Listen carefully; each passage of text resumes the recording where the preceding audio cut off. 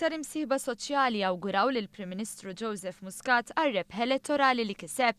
Il-Kamra tal-Kummerċ qalet li l-Prim Ministru għandu jfittex li jibni fuq is-suċċess ekonomiku li pajjiżna kiseb fl-aħħar snin u appellat lill gvern biex iżomm viġilanti fuq il-kompetittività tal-pajjiż. B'kampanja elettorali warajna issa wasal iż-żmien illi nħarsu l-qudiem u nibdew nimplementaw il-programm elettorali ambizzjuż tal-Partit Laburista, qalet il-Kamra tal-Kummerċ. Il-Kamra tal-Kummerċ fissret kif hija impenjata li taħdem mal-Gvern biex timplementa dawn il-proposti għal ġid tal-pajjiż. Intant l-Assoċjazzjoni Maltija l-Lukandi u Ristoranti l-MHRA irreferit għal mandat b'saħħtu li għandu il-Gvern qalet li ju n-nies li tirrappreżenta fis-settur turistiku se jkomplu jaħdmu għal tkabbir fis-settur tat-turiżmu.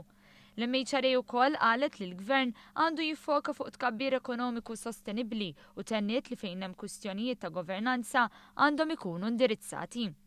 F'kumment tal-President Tony Zara intqal li hemm bżonn enfasi wkoll fuq il-kwalità. Flimkien ma' fatturi oħra l-MHRA temmen li l-ekonomija Maltija tista' tibqa' tiżviluppa għal ġid tas-soċjetà kompla jingħad.